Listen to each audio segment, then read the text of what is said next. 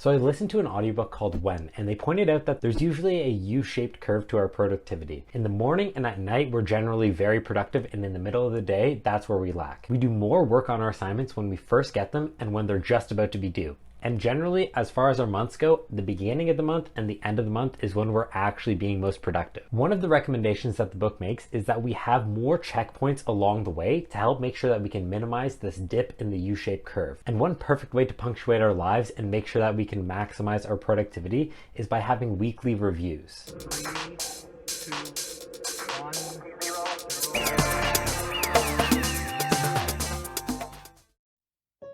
Welcome back to my channel where we talk about books, habits, and health. In today's video, I'm going to be going over my weekly review system, which I just recently implemented. So I use a software called Notion to organize pretty much my entire life, and that's where I conduct my weekly review as well. My system is largely inspired by Getting Things Done by David Allen, but I also take information from my journal and my habit tracker. So the first thing that I do is I review my Getting Things Done system, which includes my task list, my calendar, and my email. So first thing that I have pulled up here is my Getting Things Done system, where I briefly go through all of the waiting for actions, all of my next actions, all of my done actions.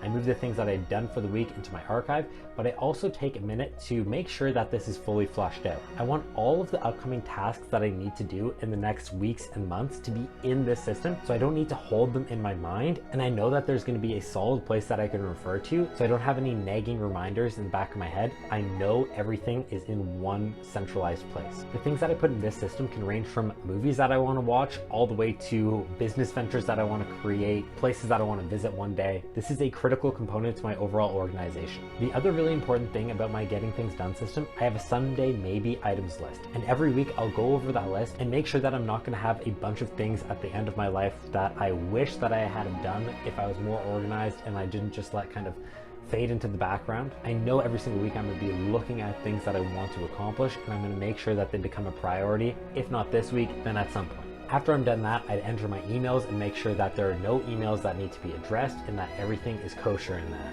After that is when I go in depth into my calendar, make sure that everything in my calendar is accurate and up to date. Nothing is going to be coming in the next couple weeks or months that's going to completely blindside me. And once those three things are squared away, then I go into my habit tracker.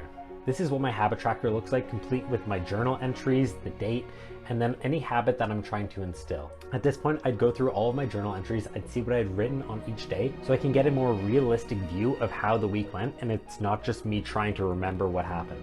Then I actually open my weekly review tab. Now here's where I put the percentage of each habit that I actually completed on any given week. So you can see in this last week, I did very well for my journaling at 100%. My yoga running could use a little bit of work. Creatine, a little bit of work. Mantra is excellent.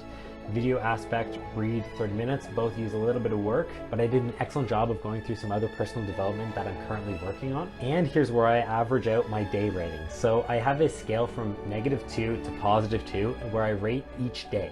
And my grand vision here is that once I have enough data points, I'm going to be able to go back, look at what habits correspond with higher day ratings. I can focus more on those areas, and then I can get rid of the habits that aren't necessarily improving my life in any way. And after I've taken in all of that information, then I create a long journal entry on my feelings about the week, my feelings about the next week, any new habits that I want to implement, or how I want to get on top of some of the habits that I've been letting go. For example, this past week, my reading really suffered because I was focusing too much on other areas, and now I've actually set myself a deadline by which I want to complete half of Don Quixote, which will be by this Saturday. And if I hadn't sat down and actually reviewed everything, I wouldn't have necessarily noticed how much that habit had gone by the wayside, but because I have these constant checkpoints, I'm able to get on top of this before it gets too out of hand. Anyways guys, that's what my weekly review system looks like right now at this moment. I'm positive that it's going to be changing over time, but this is what I find most useful to me right now. I hope you found something useful in this video, and I hope that you have a wonderful day. I'll see you in the next one. Cheers.